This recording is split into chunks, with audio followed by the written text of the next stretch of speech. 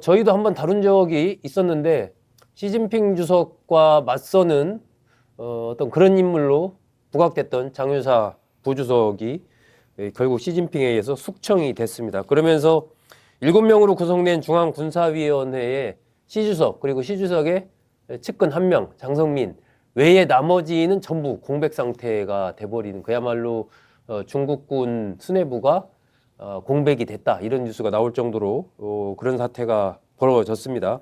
이게 이제 어쨌든 시진핑 주석의 1인 지배 체제를 확실히 했다라는 이런 평가가 나오고 있고 그것이 이제 장단점이 얘기가 되고 있는 겁니다. 그러면서 한편으로는 이것이 오히려 중국의 대만 침공을 더 그 가능성을 높이는 것 아니냐. 시진핑 주석에게 딴소리를 할 사람이 없어진 것 아니냐. 지금 이런 얘기도 나오고 있거든요. 여러 가지 중국의 상황 어떻게 봐야 되는지 이현우 기자와 함께 조금 더 자세히 알아보겠습니다. 자, 지난해까지 뭐 우리도 다뤘잖아요. 네. 그 시진핑 실각설의 전말이 막 어떻고 왜 이런 얘기가 나오는지 그 뉴스를 다뤘던 기억이 나는데 그 당사자가 이 장유샤 부주석이었지 않습니까? 네, 그렇습니다. 근데 이번에 뭐 그냥 그 한 칼에 날아갔어요. 이게 도대체 무슨 일이 있었길래 그렇게 시진핑과 맞선다는 평가까지 받았던 인물이 하루아침에 몰락을 한 겁니까? 네, 사실 아직 이제 정확하게 어떤 일이 발생을 했는지는 네. 내일에 가려져 있는데요. 사실 이게 공식적으로 표명이 된 게 지난 24일에 중국 국방부에서 장 부주석이 부패 혐의로 체포가 돼 조사를 받고 있다 이렇게 밝히면서 숙청설이 대대적으로 쏟아지게 됐습니다. 부패 혐의. 예, 그렇습니다. 일각에서는 이제 시 주석의 영도에 반기를 들었다 이런 내용까지 나왔는데요. 네. 이거는 이제 중국식으로 이제 이야기를 하자면 반역죄 적용이 가능하다 이런 이야기로 해석이 돼서 반란을 꾀한 거 아니냐 이런 전망이 나올 수밖에 없네요. 그렇습니다. 아마 이런 보도들 때문에 더 많은 설들이 이제 나오는 걸로 알려져 있는데요. 실제 장 부주석이 군사 쿠데타를 일으켰다가 실패한 게 아니냐 이런 이야기도 나오고 있고 네. 베이징에서 총격전이 벌어졌었다 이런 이야기까지 나오고 있습니다. 네. 장 부주석과 그 일파가 미국에 중국의 군사기밀을 넘기려다가 체포된 게 아니냐 온갖 음모론들이 난무하고 있는데요. 네. 물론 공식적으로는 지금 확인이 안 되고 있고 중국 당국도 이제 함부로 예측하지 마라 그런 식으로 지금 자제를 하고 있어서 지금 상황 자체도 워낙 이례적인 상황이고 반역죄 얘기가 나오는 걸로 봐서는 쿠데타 가능성에 대해서는 좀 높은 게 아니냐는 이야기가 외신들에서 나오고 있습니다. 네. 지금 중국 군부에서는 너무 많이 숙청을 단행을 해가지고 네. 빈자리가 감당이 안 될 정도다 이런 이야기까지 나온다는데요. 아하. 일단 아까 말씀해 주신 대로 당 중앙군사위에는 시주석하고 이제 시주석이 지난해 10월에 새로 승진시켜서 앉힌 장선민 부주석 네. 이렇게 2명만 남은 상태입니다. 음흠. 이제 7자리에서 다 숙청되고 둘만 남은 거죠. 그리고 중국의 이제 군단급 병력을 이끄는 사령관들, 우리로 따지면 사성 장군에 해당하는 네. 상장 계급의 장성들은 원래 40명 정도 유지가 됐었다고 하는데 네. 이번 숙청의 여파로 4명이 남고 이제 모두 다 날아갔다고 합니다. 와, 그건 뭐 엄청난 정말 숙청이 있었던 건데요. 그 네, 정도의 수십 명의 이 장성급, 특히 사성 장군들이 다 날아갔다는 얘기 아니에요? 예, 결국에는 이게 수년간 진행됐던 중국 군부 세력의 내분이 거의 다 종식이 된 게 아니냐 그런 식으로 분석이 되고 있고요. 네. 시 주석이 1인 체제를 매우 공고히 했고 앞으로 자신에게 충성하는 장성들을 모두 빠르게 임명을 하면서 거의 지금 와해 상태에 빠진 군 조직을 회복시키지 않을까 그런 전망이 나오고 있습니다. 아, 그렇군요. 뭐 명실상부하게 시진핑 1인 지배 체제가 국내에도 확고히 구축이 됐다. 이렇게 볼 수 있겠군요. 네. 자, 이런 상황에서 어쨌든 이 중국 시진핑 주석의 대만 침공 가능성이 더 올라갔다. 이런 해석이 나오는데 지금 이현우 기자 설명 듣다 보면 중앙군사위도 뭐 5명이나 공백이고 그 밑에도 보면 장성들이 뭐 수십 명이 다 공백인 상태 이런 상태에서 쉽게 오히려 침공 가능성이 좀 더 떨어지는 거 아니냐 이렇게 생각할 수도 있는데 침공 가능성이 커졌다라고 보는 이유는 뭡니까? 네, 사실 여기에 대해서는 일부 전문가들 의견도 조금 엇갈리고 있다고 하는데요. 네. 말씀해 주신 대로 당장 지역사령관 자리만 수십 개가 비어 있는데 결국 통솔이 잘 안 되는 상황에서 단기간에 대만 침공은 어렵지 않겠냐 이런 우려가 제기가 되고 있습니다. 근데 반대로 시주석이 1인 지배 체제를 공고히 다졌고 네. 이제는 시주석의 명령을 거역할 수 없는 분위기가 형성되면서 오히려 전쟁 위험이 커졌다는 분석이 더 많이 제기가 되고 있는데요. 사실 이제 장 부주석은 대만 침공에 대해서 좀 부정적이었다고 알려졌던 인물이었어서 더 그런 것 같습니다. 아, 그렇군요. 적어도 이제 장 부주석은 대만 침공이 중국군 피해가 너무 크기 때문에 이제 그런 독단적 결정을 하면 안 된다 그런 식으로 막아왔다고 하거든요. 그런데 이제 그런 걸림돌이 해제가 됐다는 거죠. 네. 결국에 이제 군부에 시주석 충성파들만 완전히 가득 차게 되면은 대만 침공 계획을 그가 원한다면 실행에 옮기는 건 시간 문제다 이런 해석이 나오는데요. 그리고 또 하나 문제는 이제 장 부주석을 비롯해서 그가 이끌던 군부 세력이 이제 월전방이라고 불렸었습니다. 네. 이게 이 사람이 1979년 중국 베트남 전쟁을 겪다 보니까 베트남전에 참전을 했었다. 그래서 월전방이다 그렇게 불렸었는데요. 네. 그나마 지금 중국군에서 실전 경험들이 있는 사람들이었다는 겁니다. 어허. 근데 이 중국 베트남 전쟁에서 중국군이 굉장히 처참하게 패배를 했었습니다.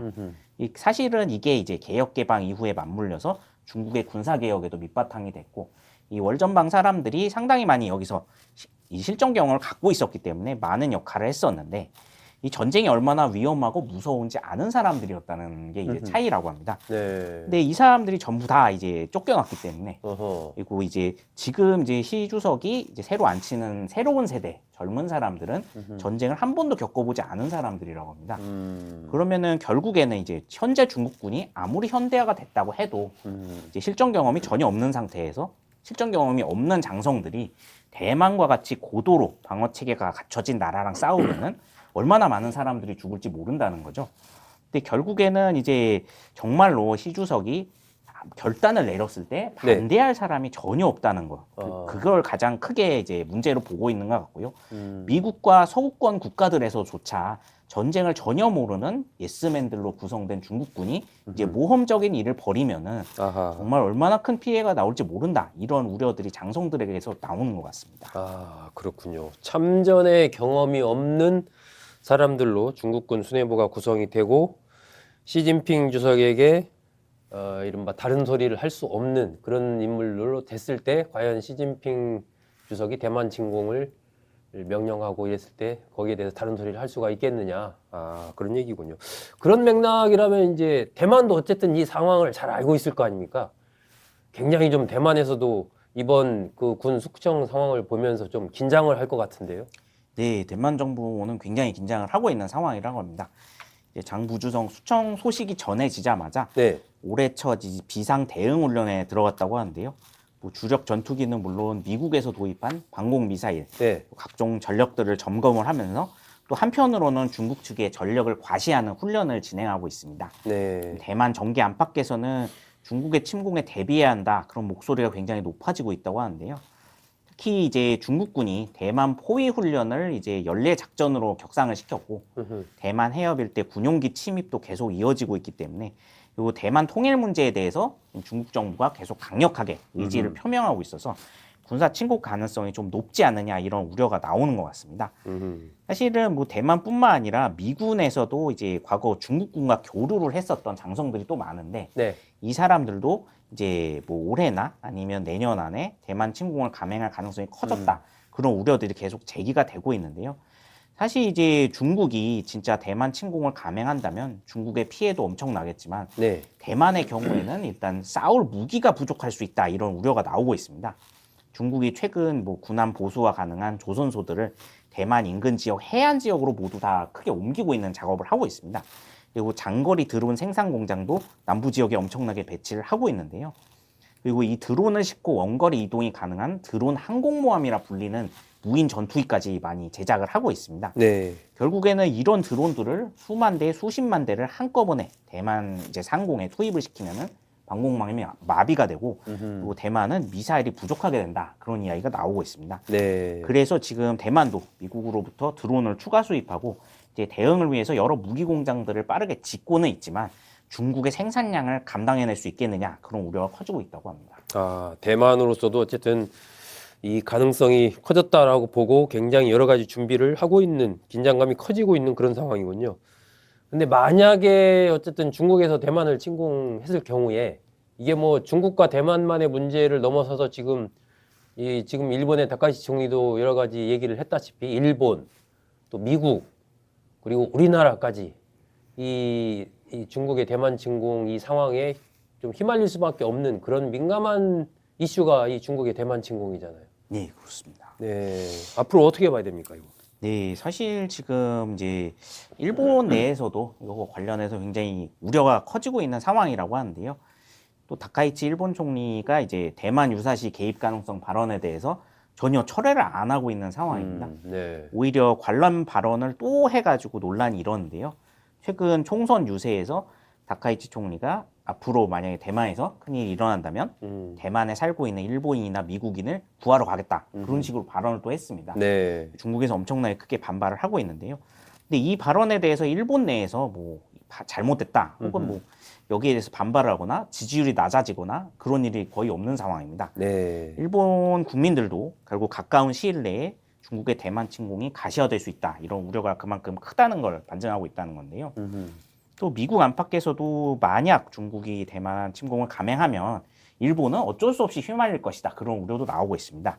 일단 지리적으로 봐도 이제 일본 영토인 오키나와 옆에 대만이 위치한 상황이고요. 네. 그리고 또 미군이나 일본 자위대가 이제 대만을 지원하러 가는 걸 차단을 하려면은 중국군이 이제 일부 병력을 이끌고 이제 일본 본토 네. 혹은 오키나와 지역을 공격할 수밖에 없을 것이다. 그런 우려까지 나오고 있는데요.